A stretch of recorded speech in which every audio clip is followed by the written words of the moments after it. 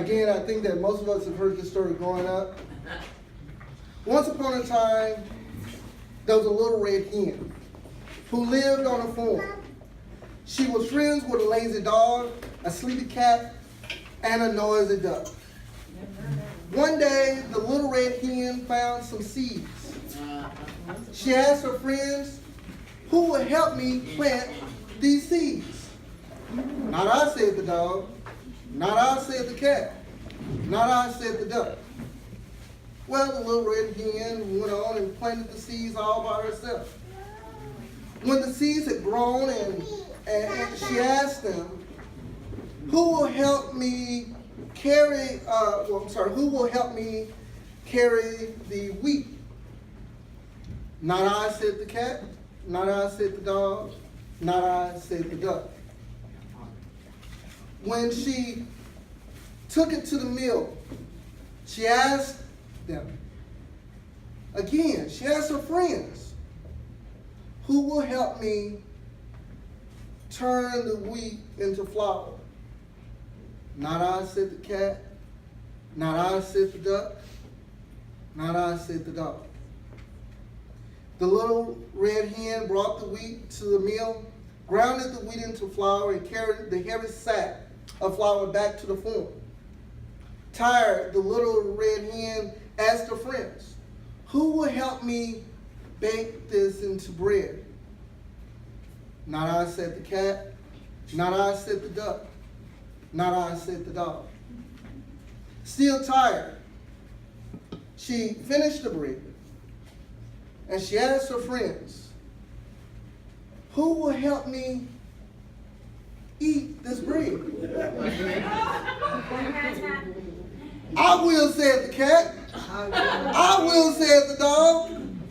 "I will," said the duck. God has given each and every one of us gifts and talents. One of the things that we should do each and every morning is be excited about who we are. Yep.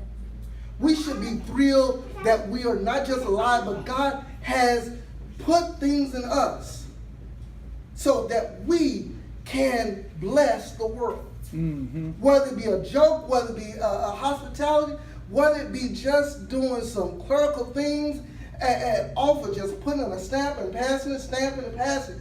You have a special gift inside of you. And you have to be excited about it. Trust me, there are going to be some people that are going to call themselves your friends. That's going to say that I have your back, that I'm always there for you, but that doesn't mean that you stop doing what you're supposed to be doing. You have to, again, be excited about who you are. I ask this question every time I speak. Do you love God? And everybody give me the same answer. Yes. Yes. But there's a difference Amen. between loving God and being in love with God. Because if I love something, then guess what? All I have to do is say it. But if I'm in love with something, I got to show it. When you go on that first date, you got to show off that you the man or you the woman. You better put on your best wig. You put on your best dress. Trust me, men do wigs too. So don't. Wigs and dresses, okay. Look, I found my first girlfriend with a dress, so don't hate now. Don't hate. You know, I found out the reason why she liked me in the dress later on, but that's a whole nother story. But you gotta be excited about your own skin. The Bible, one of my favorite scriptures that we always misquote or we kind of miss the highlight of it.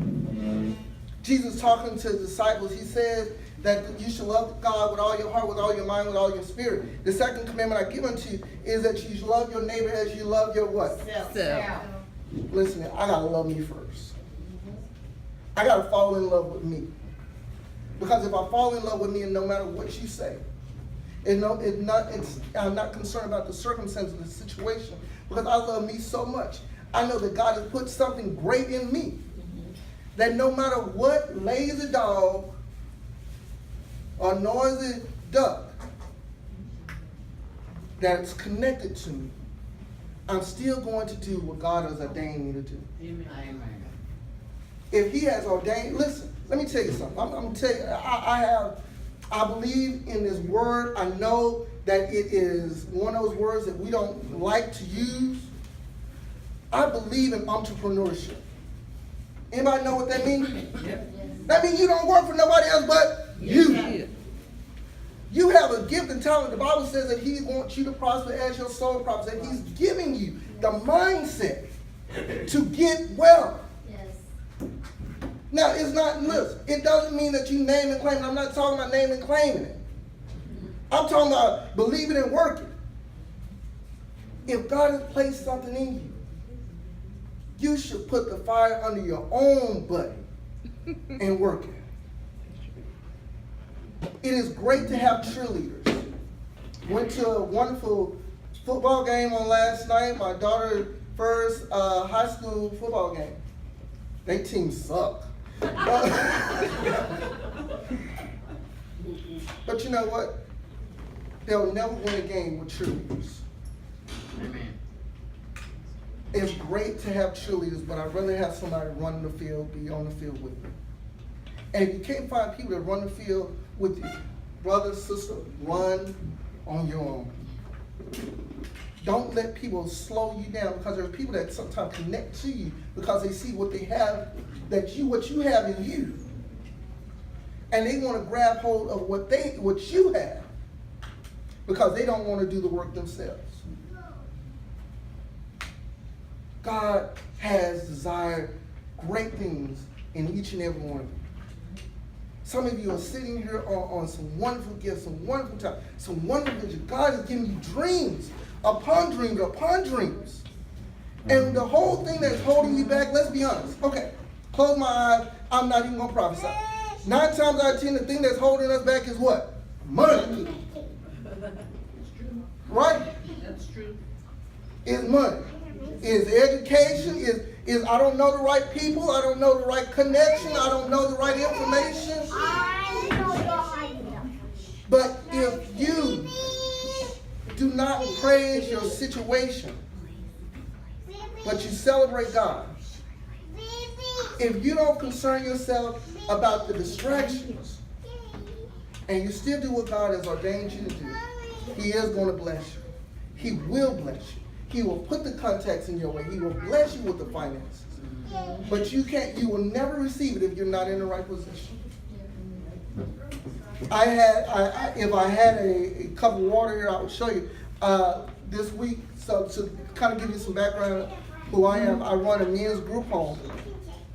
And these are people that are coming from the streets, they're coming from jail, detention centers, detox centers, and from time to time I get an opportunity to do devotion with them. I teach them a class. And so I had put a cup on the table and asked them,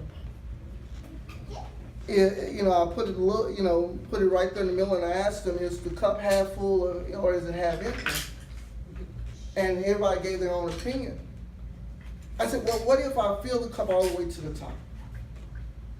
Is it half full or is it half empty? They said it's full. If I believe in myself, I believe in God, I believe in what God has placed in me, then I'm full to the brim. And if you ever put your hand in a full glass or cup of water and take your hand out of it, guess what you have? Still a full cup of water. Doesn't matter what people do, what people say. It doesn't matter what a person believes about your dreams. If you believe in it, you can accomplish it. You want to know what love is? Love is finding a way to love you, despite what other people say. Because if I love me, then I can love God. And because I love God, I can love the people that are around me.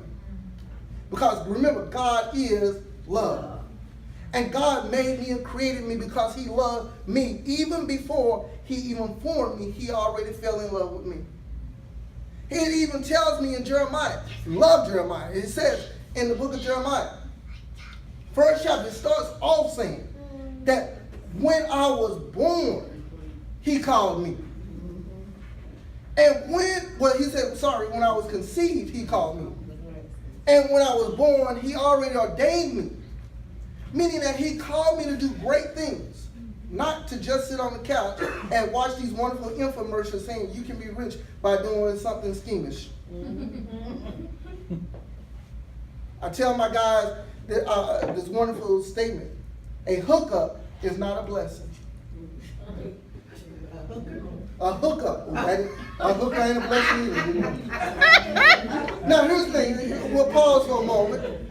Put a pause. Listen, a hooker is not a blessing, but a prostitute possibly is a new acquaintance. You know, so. But a hookup is not a blessing.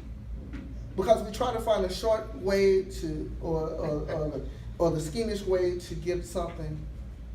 You can never get something for nothing. And when you try to do things out of God's will, it messes up the will that God is trying to place in your life. He has great desire for you. And he wants you to accomplish great things. You want to know what love is? Making that first step and allow God to do the rest. The Bible says, if you have the faith of a mustard seed, he will tell you can call the mountain to be moved. The reason why most of our mountains aren't moved is because we're still considering, if God moved this mountain, that means I still have to walk through the other side. So if he moves the mountain, that means I got to keep moving. Because now I don't have any excuses as to why I'm not doing what he's already ordained me to do. If he moved the mountain, he moved the distraction, then that means that I really do have to do this thing that he placed and birthed in me. Going back to Jeremiah, last scripture, Jeremiah 29:11 says, "For I know the plans I have for you, declares the Lord, plans to prosper you and not to harm you, plans to give you hope and a future." How many of you want to do great things? How many of you really want to do great things? How many of you know that God has called you to do great things? Then why not do those great things? That's right. Be the little red hen. Yeah, so what? The dog's not going to help you. The cat's not going to help you. The dog's not going to help you. But you have a wonderful loaf of bread. You have a wonderful loaf of bread. And what God has for you, it is for you. That's right. Thank you.